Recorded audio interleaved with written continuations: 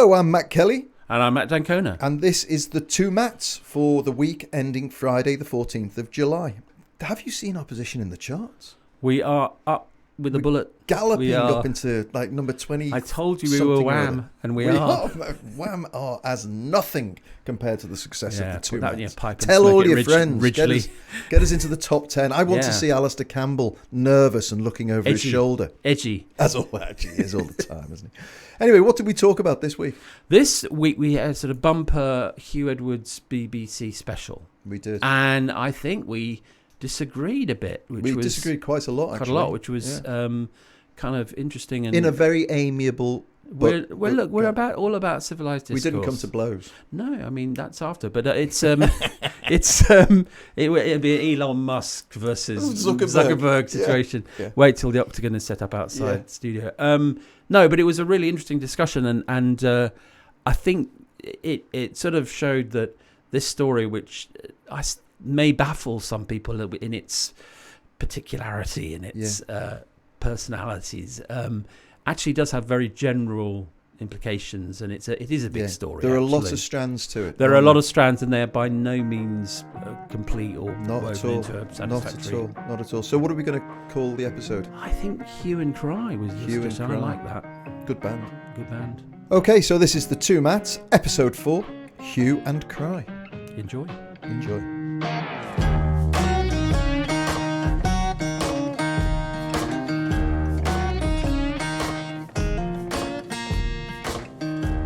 So, Matt, only one story this week. Well, if you believe every front page in the nation. And now we can name the focus of that story, who is Hew Edwards, the veteran BBC presenter, who was finally identified. We're recording this on Thursday. Hew Edwards was finally identified in a statement by his wife, Vicky Lint, given out initially to the BBC around 6 p.m. on Wednesday. Mm-hmm. And, of course, this was a massive development in what's been a kind of all-consuming story. There's so many layers to this story. So many layers, and we'll try and unravel them and give it its full justice, full spectrum justice, because I think it is a nuanced story, and there are lots of aspects of it to unpick. But I think the first thing to say is that it's still going as a story. Yeah. What I find weird is the abhorrent, I think, behaviour of the Sun being cried about, because the Sun has always been abhorrent. This is what the Sun does. Yeah. I feel like people complaining, has the Sun made a mistake? Did they get it wrong? Which is the banner headlines on a lot of kind of talk show stuff at the moment. Really, really bizarre, because the Sun, since its inception, has been ruining people's lives for personal mistakes.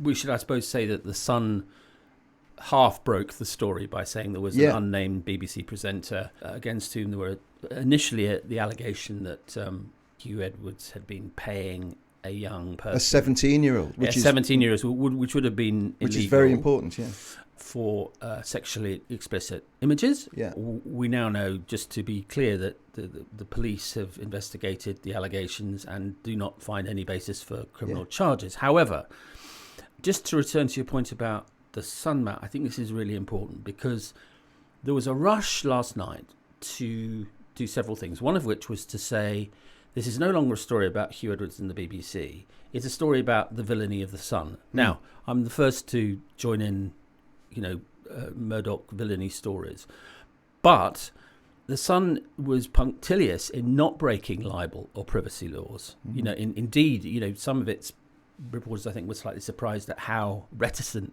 the paper was. But really, they threw a hand grenade into a crowded room, walked away, and said, "Well, make it up as you go along." Yeah, afterwards. but here's the thing where the hypocrisy bites, which is that everyone is now saying "wicked Sun, terrible Sun, evil Sun," having followed the story in every major news platform, and all day long, right? I mean, if that was the case, that the Sun is inherently wicked and the story was inherently wicked, well, one way of handling that was for every news platform to say, which is what editors are there for, what news editors are there for, is to say, we're not going to touch this. Yeah.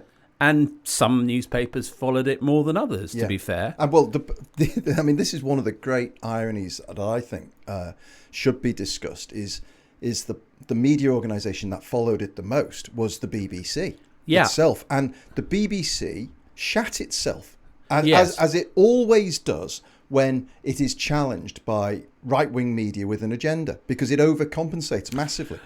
I suppose that's one way of looking at it. Another way of looking at it is that one of the things that makes the BBC unique in the world is it is literally the only news organisation in the world that investigates its own staff. Yeah. While those staff, I mean, this is not the first time this has Yeah. happened. I mean, it investigated Jimmy Savile, and Yeah. that led to a very unhappy resolution. But I think there's something extraordinary about the fact that even as those changes were happening last night, his wife's statement said that Hew Edwards was, very sadly in hospital with mental acute health, depression. with acute depression, and we know he's had mental health Yeah. issues in the past. Even then, the BBC was still making public new allegations That's right. against him. That's right. And there's another twist, which, if true, is really turns the whole story on its head, is that it appears that Victoria Derbyshire of Newsnight was the first person to actually initiate the investigation before the Sun went public with the claims. Right. So, and even if that's not true, Yeah. if you look at the 6 or 7 cases that Yeah. have now been, That have come up. Yeah. at least 3 of them have come from the BBC. But the thing, so this is one of the salient points that I think is absolutely central to what's gone wrong in this story, is that the only thing we know for sure right now, the only thing we know for absolutely certain, is that he did not pay a 17-year-old money for indecent images, which is what the Sun initially claimed. Because if he had, the police would be prosecuting him. So that's the only thing we know for certain. Everything else has come out since, and maybe if what you've just said is true, there have been other complaints that were ongoing when the Sun ran the story. But that seems, if Victoria Derbyshire has had a complaint about Hew Edwards' behaviour, it seems that what she has apparently done, put in a complaint internally, is the correct way to go about that, and for it to be addressed. The people who've come out and said, he made me feel uncomfortable, he came on to me, sent me flirtatious messages, he approached me on a dating app and was rude to me or angry with me when I rebutted his advances. All of those people could have made an internal complaint, and it could have been addressed internally. And in the old days, not that long ago, he may have been disciplined internally, warned about his behaviour, given a written warning at work, this kind of thing, which happens all the time in every workplace. What wouldn't have happened would be that he'd spend a week being pilloried and his family put under such brutal pressure. And the whole thing about his deficiencies, which I'm sure are true. I mean, it's clearly he's acted in a very seedy manner, but not the first and won't be the last, in a very human, failing way. His deficiencies have become a national parlour game. And there's something disgusting about it, I think. And I think it speaks not just about the media and social media. I think it speaks about what we are like as people, that we enjoy this kind of shit. Obviously, relish is vile. Yes. Okay, but let me push back a bit, which is to say there are, I think, 2 key points here which can get obscured in the kind of the he hasn't done anything illegal argument, and the emphasis upon his mental health predicament, which of course one empathises with enormously. And they're this. Number one, part of the problem here goes way beyond this case and is partly why we're all so fixated on it, which is since 2017 and the initial surge of Me Too, we haven't really worked out what we do when there are cases that don't involve criminality, because the whole point of Me Too was that it wasn't just to do with breaking the law. That's right. It was to do with what was appropriate, what was acceptable, what was expected of individuals in the public space and indeed the private space. And there was a great deal of sort of energy behind that movement, and rightly so. But what we haven't done is worked out what the new rules are.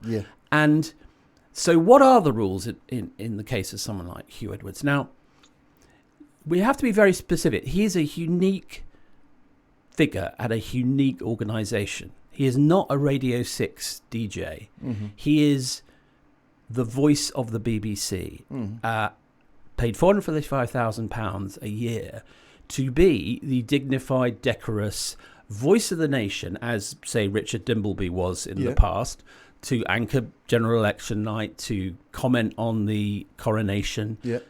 You know, which he does brilliantly.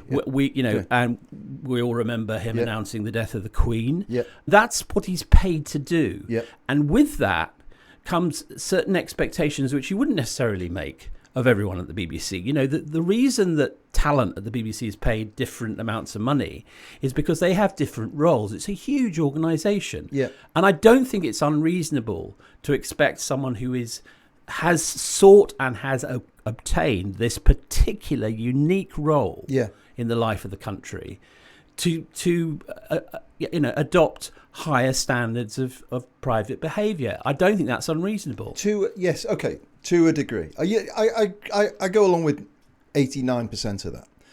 But where I do think this is different is I'll tell you a story. A friend of mine who was the person who said, well, according to all my mates at the BBC, this is a former BBC executive, said it's this person and said it's Hew Edwards. And I said, okay, wow, you know. And he said, and he described it as it's a horrible personal implosion. And when he communicated that to me, he gave me the sense that here was a man who was having a personal crisis. That seems to me clearly, unless, you know, and maybe I'll be proven wrong, unless it comes out that he's been behaving like this all his career, you know, and he's been an absolute bastard to work for, and he's, been intimidatory, and he's been sexually aggressive to people. But it seems like he got quite far up the ladder of a big corporation to have been such a beast, you know. So maybe it's possible that he's having a breakdown, or he's had a breakdown. I don't want to sound like the bleeding heart liberal mitigating everything, but I'm just saying there is a human factor to this, which it is the butterfly on the wheel, I feel. He has been absolutely crushed. I totally understand that, and of course sympathise with him and his family, and it took great courage for his wife to issue that statement. But his wife, by the way, who I didn't know, is the editor of Robert Peston's show. And show. Very highly thought of. Everybody, not a bad word to say ever. But the fact that they're a nice couple, with respect, is irrelevant. Is it? Well, you see, here's the thing that stuck in my craw as all this was unfolding last night. It was like watching the middle-aged patriarchy weaponising the hashtag Be Kind that you see on social media and circling the wagons within about half an hour. Around Hew Edwards. Edwards, right? He's a great guy. Yeah. He's suffering from mental illness. You know, no one that I was aware of was mentioning the complainants, who are all, I imagine, less powerful than Hew Edwards, unless something very unusual has happened, and are now being left a bit to swing in the wind. But can I just, sorry to pause you just at that point. The complaints of the complainants, and maybe I'll get hung out to dry for saying this, but they don't seem to be in the category of offence that would warrant anything close to what Hew Edwards has gone through. The only reason Hew Edwards has gone through what he's gone through is because the Sun printed a story that we know at least the core aspect of it was wrong. Because, as we said before, if it was right, he'd be under arrest by now and being investigated. Right, but there is clearly a pattern of behaviour here, which is why it's good, I think, that the BBC has not dumped its internal inquiry. And I think if that pattern of behaviour is real, and I don't know, none of us know. Well, let's assume it is. Let's assume it is. Argument. Yeah. Then that probably is inconsistent with him continuing to occupy that central role at the corporation. Yeah. And I do think it was very striking that what his wife had to say included not a mention of the complainants, except to say in the broadest terms that she hoped everyone involved in all this would have their privacy observed. Yeah, I think she was talking more about Jeremy Vine and exactly. And then there was this very pointed apology to Hew Edwards' colleagues. Normally in these situations, even if the person at the heart of the matter is innocent. There's an expression of empathy for the complainants. Yeah. But as of last night, we had St. Hew and the complainants just left out to dry. Now, my feeling about this is that, and sort of trying to draw back a bit, there was this story has followed a very weird arc, which, we might talk a bit about at some point about social media, which is that, you and I have been talking privately about the fact that we knew it was him for several days. Yeah. And many people, this is not just the old days where people in newsrooms knew things and couldn't say it.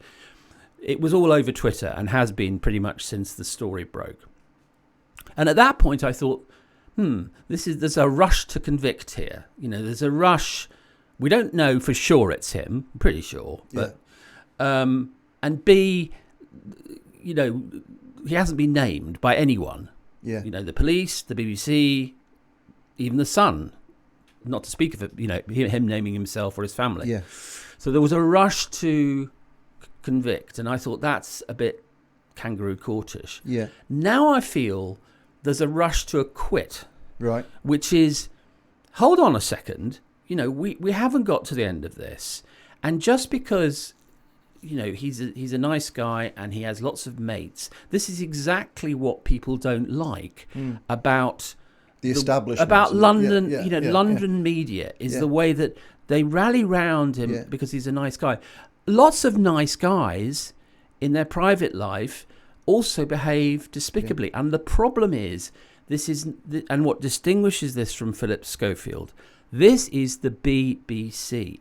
It's a different beast. Yeah. And if you go and work there and you reach the seniority of someone like Hew Edwards, which he has, he couldn't wait for Dimbleby to leave the election anchoring role. And I have to say of Hew Edwards, he did a great job. Yeah. He's extremely good at his job. But he sought out this role.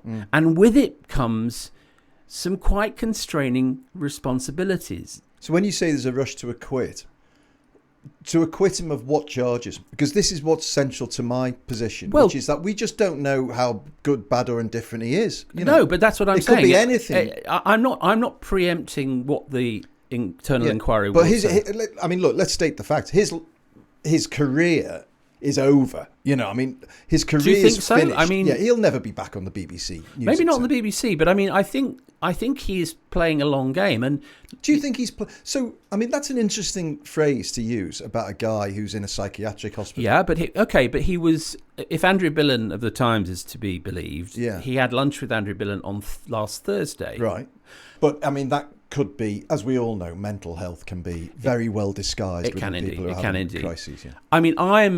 I'm speaking very much at the moment. I'm aware that a week from now things might look very different. Yeah. But one of the things that about the whole question, again, things that are unresolved, like the role of social media in all this, how we treat mental health in cases is, I think, more complex than we sometimes acknowledge. So absolutely you have a duty of care to someone who's in what is clearly a terrible predicament. Yes. But it does not absolve you of responsibility. I can't speak to him, but I can speak to myself, which is I'm 20 years sober, okay? Yeah. And one of the congratulations, by the way. Thank you very Fantastic. much. I wish I could say the same. No, but it's not a brag at all. No, because I only did that with help. Yeah. And one of the core principles of the help was that you have to take responsibility for your actions. Yeah. That the illness may be an explanation, but it is never an excuse. Yeah. So that made me nervous last night, which was I was torn between huge sympathy, because you just on a human level. Yeah. And this goes back to your point about the tawdriness. You don't want anyone, full stop, to end up in a hospital, partly because of, or perhaps wholly because of what's happened in the last week. But at the same time, actually, that's not material, I'm afraid, to the rights and wrongs of what he's done. Yeah. So let's assume, as we said earlier, that these complainants are telling the truth, and I think that's a reasonable assumption. Well, some of them, who knows? Yeah. But the most I've seen is that he put people in, he made them very uncomfortable. He made them very upset. There was inappropriate communication. He was a middle-aged man flirting with younger people. And it was all a bit seedy and a bit grubby. And many people have lost their jobs since Me Too for exactly that. That's absolutely true. That's absolutely true. Wouldn't a fairer way... I guess this is what I'm trying to say, is that if the world was a slightly nicer, fairer place, those complainants would have been made at the time. Those people wouldn't have been in fear of retribution from the mighty Hew Edwards. They'd have made a complaint.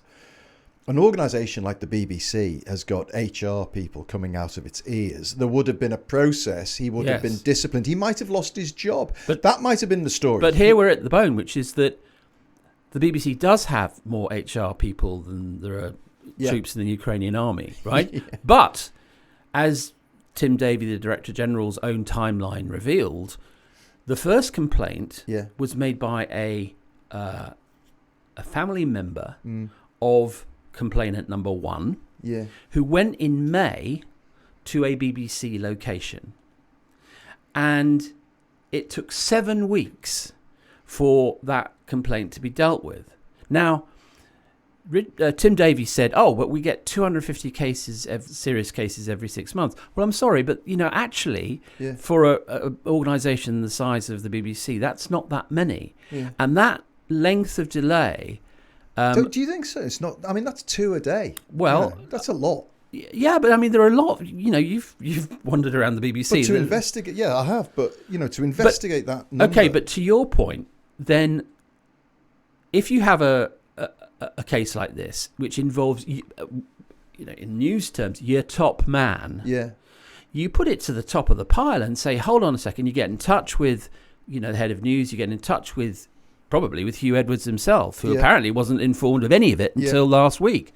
And you say, what do you think? I mean, at minimum... maybe they did. And maybe Hew Edwards said it's complete bollocks. No, they didn't. Hew Edwards has said that he by his wife, they didn't find out until last week. You're right. Yeah. So, again, the essence of the Sun story, the initial Sun story was... Which is bollocks. Well, it's bollocks that it's criminal, right? Yeah. But the core of their story was, why has it taken so long for them to act? But you're talking about believing complainants. Well, the complainant in that case said it's bollocks. Said the quote was, it's absolute rubbish. Yeah, and he is we are told also, a crack-addled... Well, according to his mum and stepdad. So I revert to my initial point, which is... This still needs to be investigated.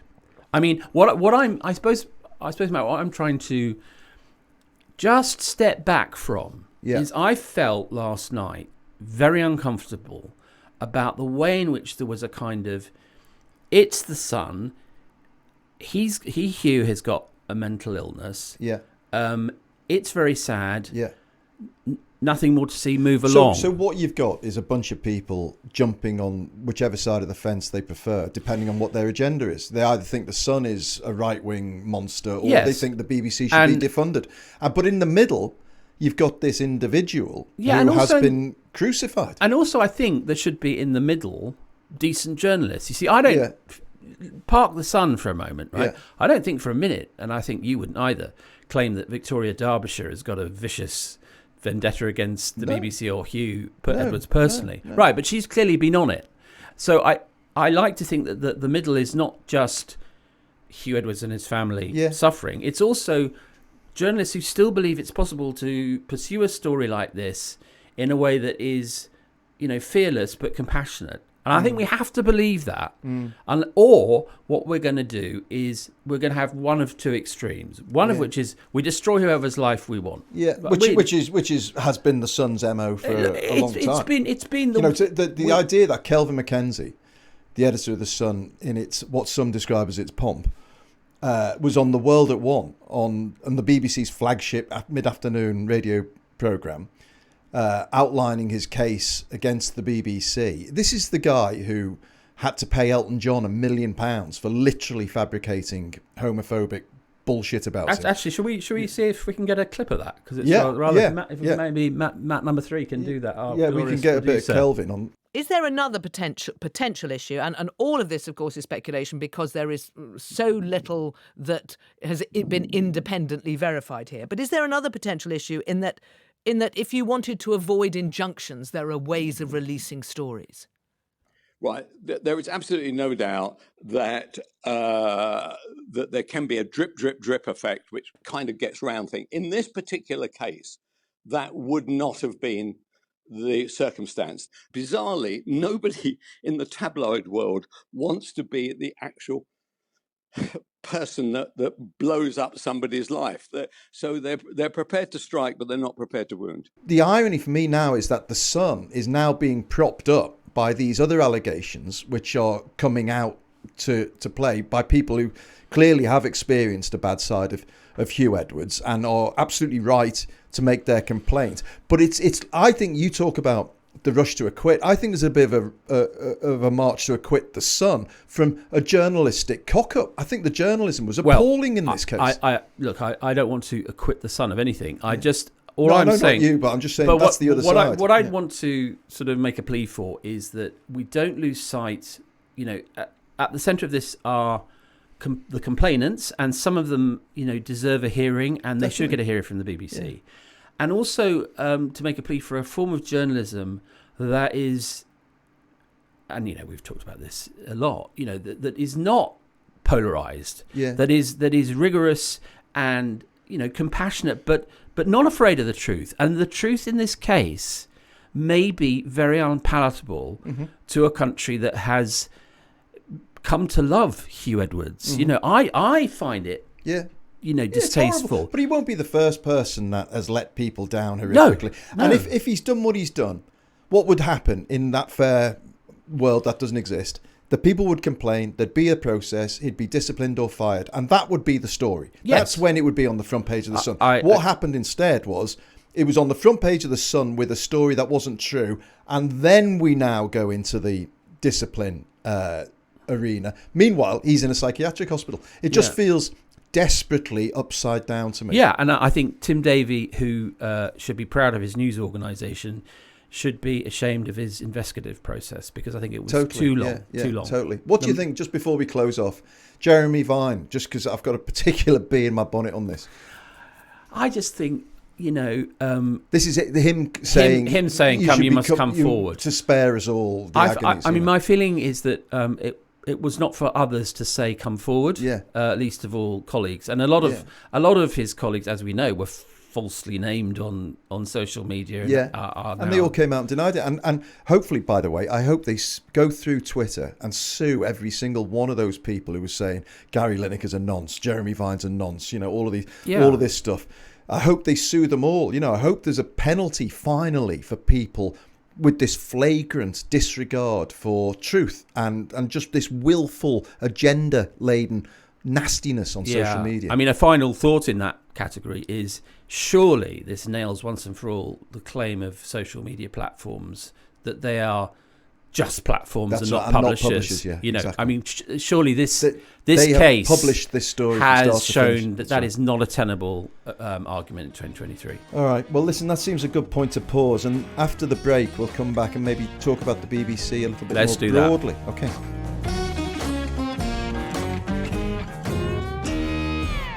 So aside from the Hew Edwards psychodrama, the BBC as an organisation has got massive issues challenging. Yeah, and I think that's probably what one of the big legacies of this story is going to be. Yeah.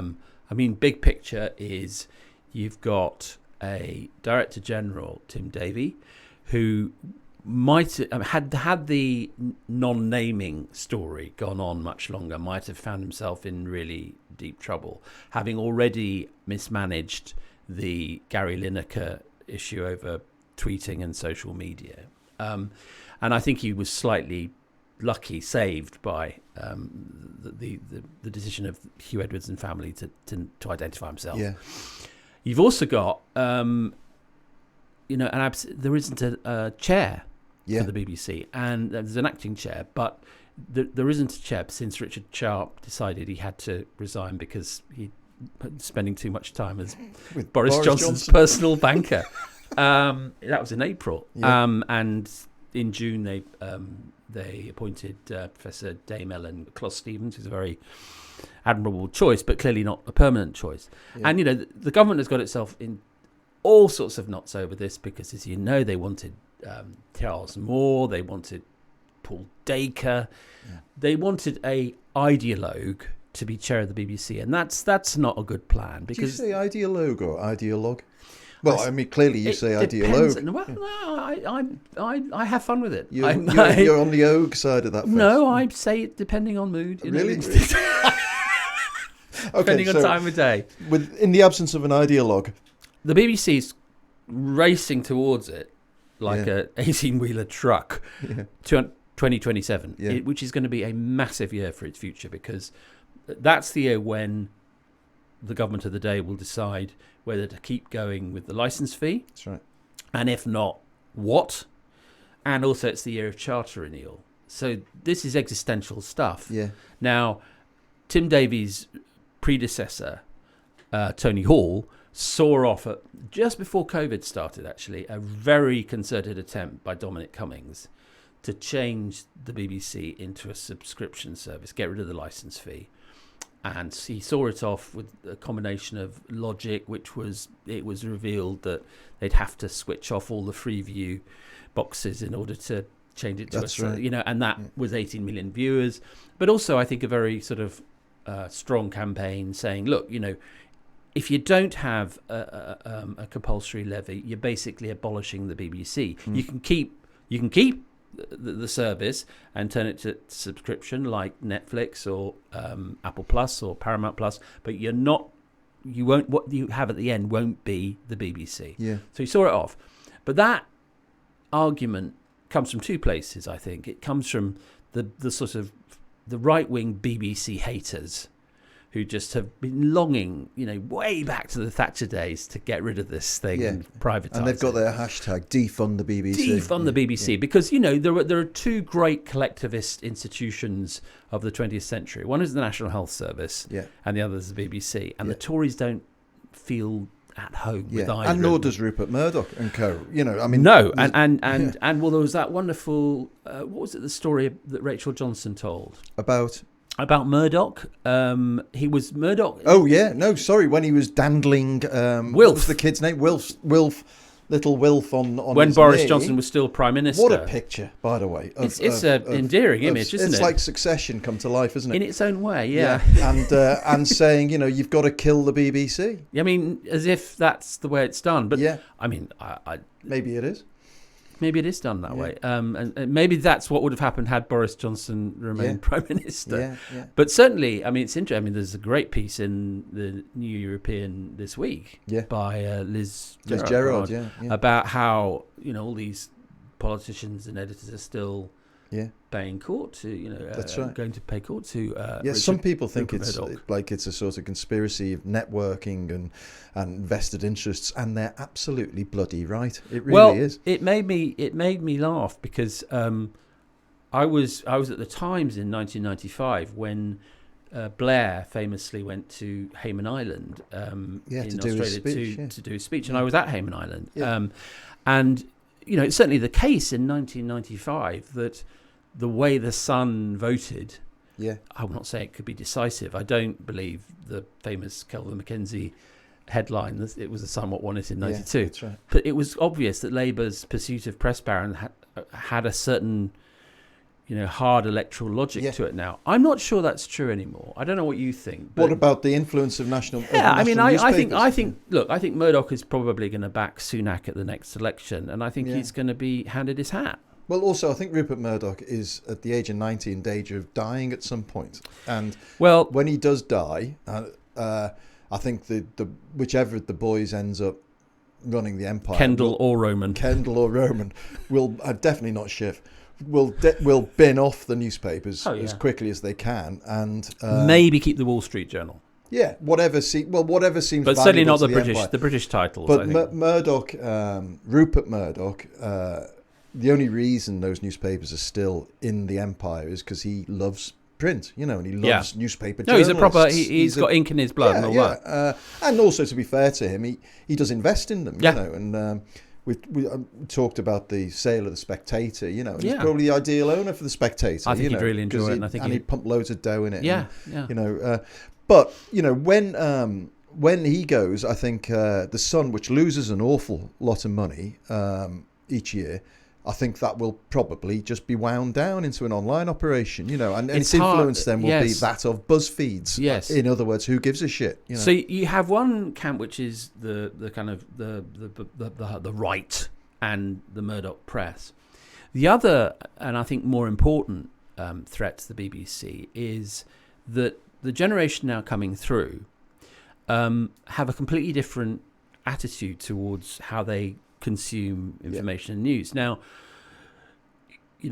for our generation, the television was the convergence technology. Yes. That was, literally it was in the centre of the front room. We're of an age where that was where you kind of gathered round and watched the telly. Yeah. And so there was a logic in having, you have a telly, you got to pay a license fee. Now, the phone is the convergence device right now, but who knows what it'll be in 10 years' time when we have the Internet of Things and your house is your convergence device, which is a long-winded way of saying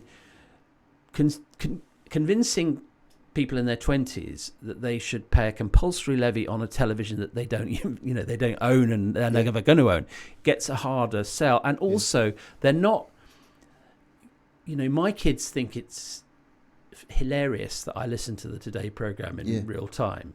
Yes. They consume a lot of media, but they do it via YouTube, via apps, so the notion of this public space, the BBC, which we grew up with, is imperiled, I think, more by generational change. That's right. And also when we were growing up, not to give away our advancing ages too much, late 30s. Yeah, but it was one of 3 channels, so it felt like, now it's one of tens of thousands of channels, and some of which you can buy for $6.90. You can buy hundreds of channels on Netflix, equivalent of absolutely for £6 or £7 a month, but you choose to do that, and there's no choice about the BBC. That's the thing. I would say is, I just think that it's a great institution and it does great things. I think it does too many things. I think I hate it when they compete for sports rights, for instance, because I kind of think you're ramping up the cost of it to enormous levels, but someone else is willing to do it to a high standard as well. Let them do it, I think. But the Beeb is creating... Don't you like the crown jewels idea that there should be some... Well, but that's established in law. So there are things that are established in law. FA Cup final. Wimbledon, I think, be available to air. But that aside, if ITV wants to bid for Premier League rights, highlights in the match of the day, God bless Gary Lineker and Alan Shearer and co. But I would say, well, if it's costing hundreds of millions of pounds, let ITV pay for it. And it won't be hundreds of millions of pounds then, because the market will be diminished because the BBC won't be helping ramp up the price. But I do think there is something, I agree completely about your point about kids saying, pay for a television license sounds nuts. I do think that it is worth paying for, but it should be proportionate to people's incomes. Oh, totally. The idea that I only pay the same for my license fee as somebody who is, on pension poverty and goes to a food bank is just insane. It's like the poll tax, actually. Yeah, it's the liberal equivalent to the poll tax. Yeah. And you're dead right. I mean, it's bonkers, isn't it, that we all pay the same. And I think, Richard Sharp actually said in an interview in the Telegraph that clearly the license fee as it is now is going to have to go. Yeah. Because attaching it to the ownership of a telly isn't going to last for many more years. It really isn't. That's right. And maybe the best way is to have a progressive tax linked to some form of utility bill. Yeah. I think that the compulsion aspect will be very hard to sell. It's a bargain. £13 a month for what you get is a bargain. Only if you use it and you want it, though. Well, but you get, this is why I think that while I agree with you that it probably does a bit too much, I also understand the universalist argument that it has to have something for everyone, right? Which is why Tim Davie is not a newsman, a Director General, Tim Davie, not newsman, and he's not necessarily the world's greatest news manager. But what he does understand is that it has to produce Strictlys. It has to produce shows that around which the nation can gather. Yeah, but those shows can also be incredibly lucrative in terms of global licensing. Because they can pay for themselves because it generates revenue, but also because it's the problem with subscription answers is that you end up with NPR, National Public Radio in America, which is very worthy, very middle class programming for a very small tranche of the nation. Yeah. Whereas the BBC, and I think it had a golden period during the pandemic, where having just survived an extinction level event with Dominic Cummings coming after them, within 9 days, they built the broadcasting equivalent of a Nightingale Hospital, which was, to provide education, That's right. channels, to provide, box sets online, to really rally round. And I think that was a demonstration of why having a public service broadcaster of that scale and with that funding is totally different to the algorithmically driven streaming services that we've all started to subscribe to. But it's going to be a big lift to get those 20-somethings and 30-somethings on board for the next generation, I think. I do think you used the word algorithm there, which prompted a slight beef I've got with them, which is this dumbing down, which online, especially when you look at the BBC's homepage and you see the most read stories, or you get a news alert saying that Madonna's feeling a bit better and has gone to bed. It's like, please have a sense of perspective and proportion. It's a brilliant point you make. It's got to stand aside from the fray. And there's a twist here which I think links into what we were saying in the first half, which is, I think, like you, I was baffled by the coverage the BBC gave to the Schofield and Holly Willoughby story. It was top of the site and for days.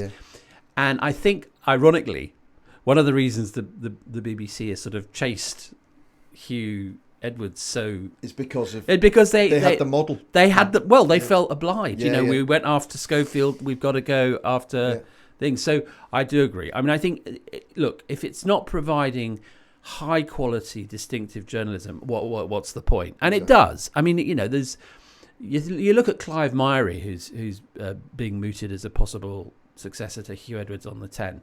Brilliant broadcaster, and a man of great physical courage in Ukraine and everywhere. Their lineup is second to none. Second to none. Well, that brings it full circle. It's been a very, very good chat. Actually, I think this has been our most contentious. It has. It's been podcast, but I've enjoyed it. It's been the rumble in a jungle, if not the jungle. What didn't we have time to talk about? Well, I mean, to slightly contradict myself, having said that it is an important story, the BBC one. I mean, it has kind of eclipsed a huge number. I mean, I don't think we got time to cover them, but one of the things that has happened is that the migration bill, the government's flagship migration bill, is in all sorts of trouble. The Lords have passed lots of amendments which the Commons will kick out, but they've had to back down on a number of the more horrific aspects of it, particularly involving mothers and children.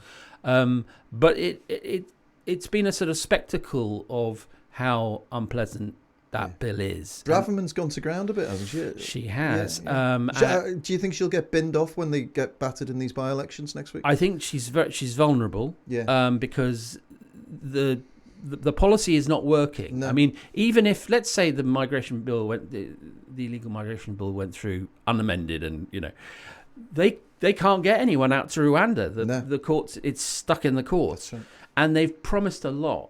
And so you have Sunak, who's saying, I'm going to deliver on the economy. He's not delivering on the economy. I'm going to halve inflation. I'm going to halve inflation. Thank you for playing, Mr. Sunak. Here's your blankety blank checkbook and pen, right? And then he says, well, if I don't do that, I'm going to stop the boats, right? That's not happening either. I mean, not that we wanted him to, but let's say we did. He's not. So I think... But he has got views on the laws of cricket and whether Hew Edwards should be named. So he's not so much a prime minister as a kind of podcaster in waiting, isn't he? He is, and I think he's... I mean, look, he's a hedge funder. He knows how to plan ahead, right? But he's just giving random comments on stuff on his way to important meetings. Basically, he's anything that won't involve talking about the economy or standard of living. But the funny thing is that was on the way to the NATO summit, right?